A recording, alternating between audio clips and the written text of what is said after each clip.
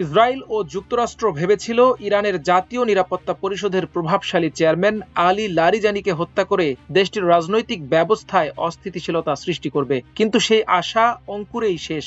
উল্টো লারিজানিকে হত্যাই এখন কাল হয়ে দাঁড়িয়েছে ইসরায়েল যুক্তরাষ্ট্রের জন্য। প্রভাবশালী নেতা লারিজানির হত্যাকাণ্ড যুদ্ধ থেকে বেরিয়ে আসার পথ খুঁজে পাওয়ার ক্ষেত্রে মার্কিন প্রেসিডেন্ট ডোনাল্ড ট্রাম্পের সম্ভাবনাকে চরমভাবে ক্ষতিগ্রস্ত করেছে। কেননা জাতীয় নিরাপত্তা পরিষদে তিনি কেবল একজন সিদ্ধান্ত গ্রহণকারী ছিলেন না, বরং ইরানি শাসন ব্যবস্থার অভ্যন্তরে বিভিন্ন পদক্ষেপের মধ্যে প্রধান ঐকমত্য সৃষ্টিকারী হিসেবে কাজ করতেন। অর্থাৎ কোনো আলোচনায় বসলে পুরো ব্যবস্থাকে একমতে আনার ক্ষমতা ছিল তার। ওয়াশিংটন ভিত্তিক থিঙ্ক ট্যাঙ্ক কুইন্সি ইনস্টিটিউটের বিশ্লেষক ত্রিতা পার্সি মন্তব্য করেছেন, গত জুনের 12 দিনের যুদ্ধের পর ইরানের নেতৃত্ব তাদের সব গুরুত্বপূর্ণ পদে নতুন প্রতিনিধি নিয়োগ করেছে, কারণ তারা জানত যে ইসরায়েল এই ধরনের নেতৃত্বচ্ছেদকারী হামলার মাধ্যমে তাদের শাসন ব্যবস্থাকে ভেঙে ফেলার চেষ্টা করবে। ফলে তারা আগে থেকেই প্রত্যেক গুরুত্বপূর্ণ পদে একাধিক বিকল্প নেতৃত্ব ঠিক করে রেখেছেন।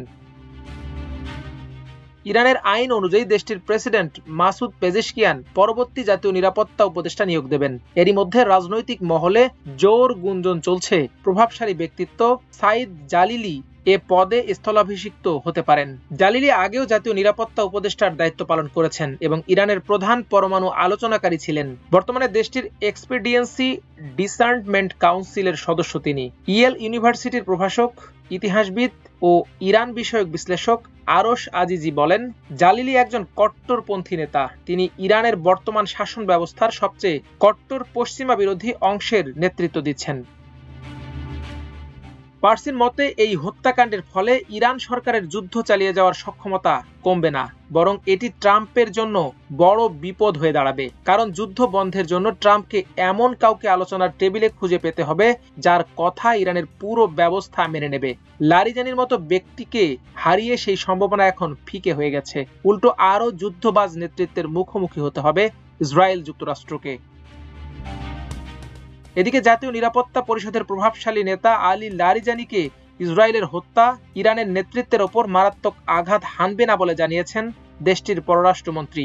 বুধবার ভোরে তেহরান লারিজানি হত্যার বিষয়টি নিশ্চিত করে। এরপর আল জাজিরায় প্রচারিত এক সাক্ষাৎকারে ইরানের পররাষ্ট্রমন্ত্রী আব্বাস আরাকচি বলেন, যুক্তরাষ্ট্র ও ইসরায়েল এখনো বুঝতে পারেনি যে ইরানের সরকার কোনো একক ব্যক্তির ওপর নির্ভরশীল নয়।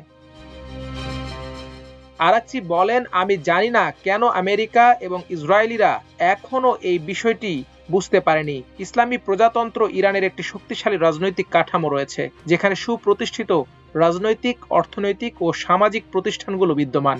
একজন ব্যক্তির উপস্থিতি বা অনুপস্থিতি এই কাঠামোকে প্রভাবিত করতে পারে না। মাল্টিমিডিয়া ডেস্ক, আমার দেশ।